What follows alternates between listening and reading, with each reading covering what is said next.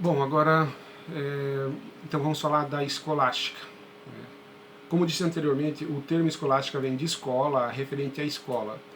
E que escola eram essas? As escolas que foram fundadas a partir dos mosteiros, a partir das igrejas.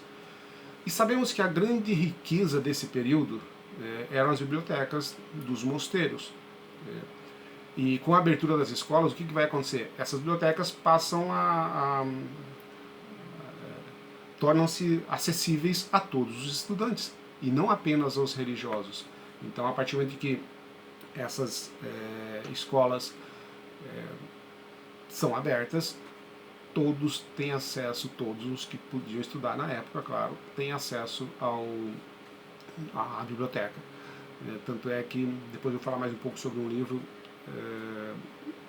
O Nome da Rosa,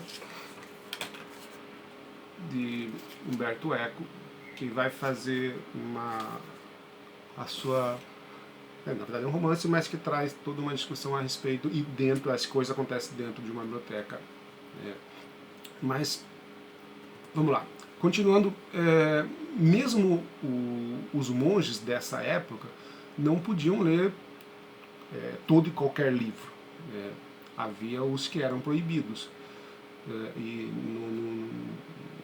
no livro O Nome da Rosa traz um pouco dessa questão.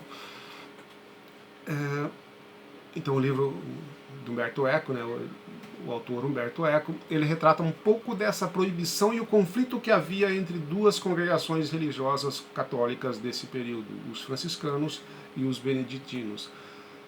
Então, voltando à escolástica, essa corrente filosófica também buscava conciliar a fé e a razão.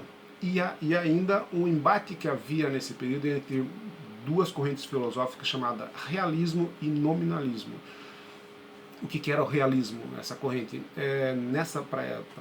Os defensores do realismo diziam que é real tudo que é captado pelos sentidos. Tudo que é captado pelos sentidos é real. Já o nominalismo dizia que as coisas nada mais são que nomes, que nós atribuímos a essas coisas esses nomes, na sua singularidade. Não existe universal. Por exemplo, caneta é caneta porque foi atribuído esse nome caneta, mas não existe um universal, um conceito universal de caneta.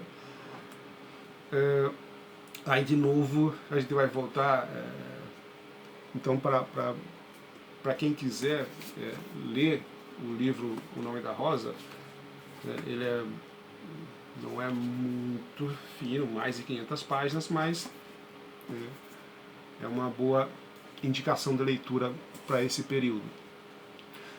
E isso vai, então essa discussão do realismo e do nominalismo também vai aparecer no livro. E um dos questionamentos desse período era a respeito da probabilidade da existência de Deus. E daí, Deus existe?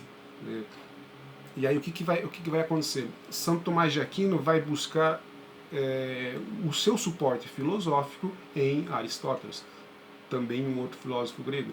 Então, como vimos,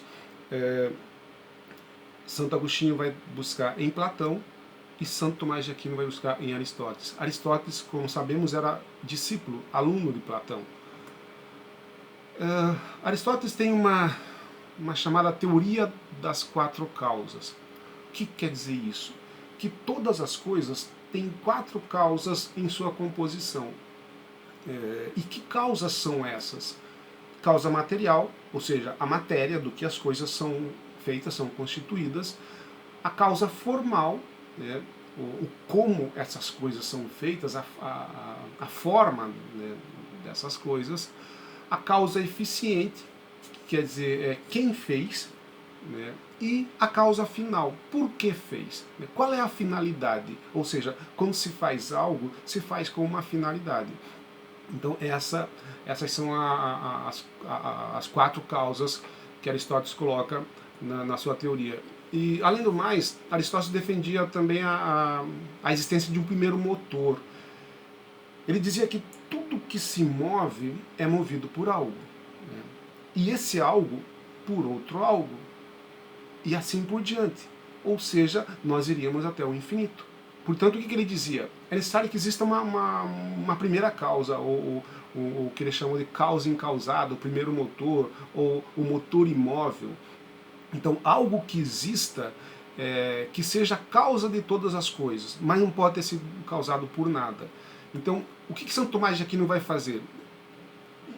Vai tomar essas duas ideias, por exemplo, para dizer que tudo na natureza tem uma função, ou seja, aquela questão da causa eficiente, da causa final, né? Para quê? Né? Qual é a função? Então, tudo na natureza tem uma função. Mas é necessário que haja um ser inteligente para fazer com que na natureza tudo cumpra a sua função. Né?